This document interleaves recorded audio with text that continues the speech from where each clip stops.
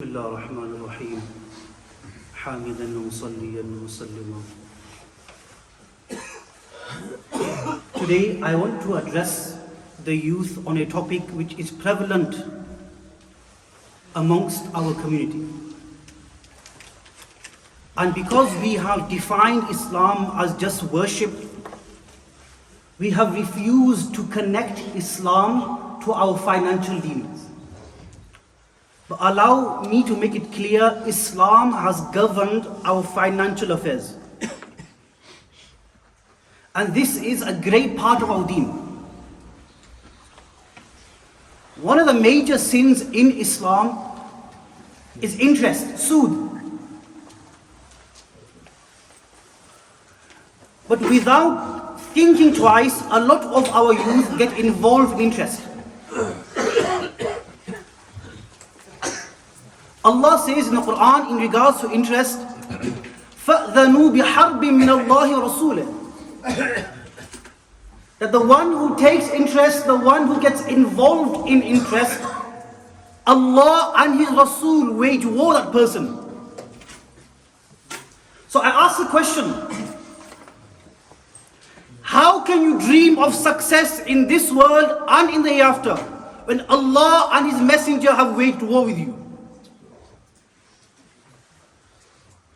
Ahmad, when the Messenger of Allah sallallahu alayhi wasallam went on Mi'raj and he ascended the heaven, he saw people in Jahannam whose stomachs were as big as houses. And you could see the inside of the stomach from outside.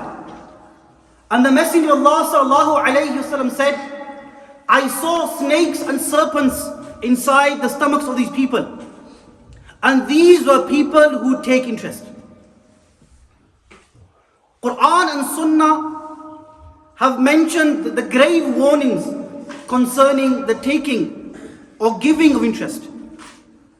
Sahih Muslim, the Messenger of Allah sallallahu alayhi wasallam said, the one who takes or the one who gives interest, the one who writes down the contract, and the two people who witness the interest, all of them are cursed.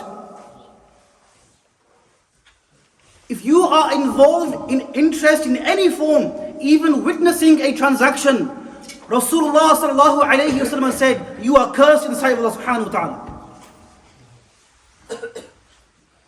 So I asked the youth a question, how is it justified that just to look good amongst your peers,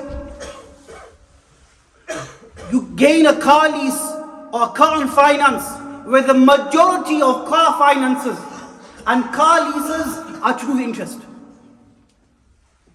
Impermissible. A lot of our youth, they'll get a car on lease or finance, and then they will come to Imam Sahib, I've got a car on finance. The time to ask your question was before getting a car on finance, not after. Before you get into a financial dealing, ask a mufti, okay, Sheikh, this is a situation, this is our agreement, is it valid in the eyes of Sharia? Why? Because Islam governs our dealing. I'm not saying to my young friends, don't have a nice car. If Allah's giving you the money, buy a nice car. Inna Allah jameel yuhibbul jamal. Allah is beautiful and He loves beauty. Wear nice clothes. Have a nice watch. We're not Buddhists, we're not monks. We're not asking you to live a life of celibacy. But don't contravene the laws of Allah in pursuit of looking good in the eyes of your friends.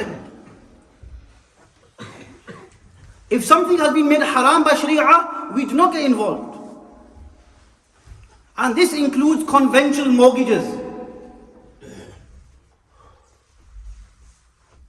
Without a shadow of a doubt, mortgages are impermissible. Why? Because they're based on interest. They're based on sood. And the warnings of the Quran and Sunnah are very clear. That Allah has made interest haram. Live on rent.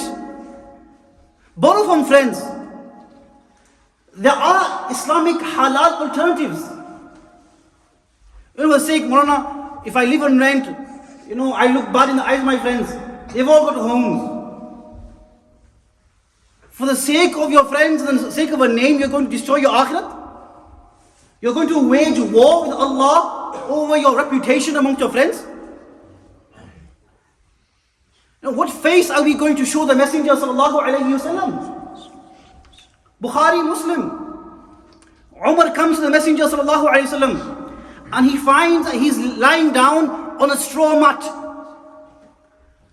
And between his noble body and the mat there is nothing. And Umar says, I saw the effect of the straw mat on the body of the Messenger sallallahu alayhi wasallam. Fabaka. Umar started to cry. My friends, who am I talking about? I'm talking about Habibu Rabbil Alameen. I'm talking about Rasulullah. I'm talking about the one for whom dunya was made.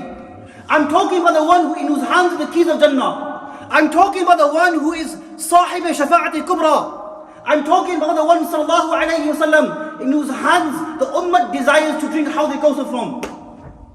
And when he was lying down on a straw mat, the mat made marks in his body alayhi salatu wasalam. And Umar started to cry. What makes you cry? Ya Rasulullah, the king of Persia and Rome, despite their disbelief, are living a life of luxury. And you, wa anta Rasulullah, you're the Messenger of Allah alayhi salatu wasalam, and look at your stage, that the mat has caused marks in your noble body. Umar, أما ترضى أن تكون لهم الدنيا ولنا الآخرة? Oh Umar, are you not content? For them is dunya and for us is the hereafter. My friends, what face are you going to show the Messenger alayhi salam? Ya Rasulullah, for us, you lie down on a straw mat and because of a 2-manzil house in Pakistan, we took out a loan on mortgage. Huzur ko kya muh dikhaoge?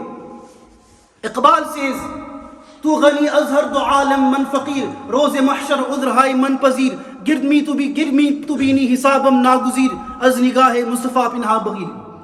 Oh Allah, I have one request, that don't take my hisab, but if you decide to take my hisab on Qiyamah, don't take my hisab in front of the Messenger sallallahu alaihi wasallam.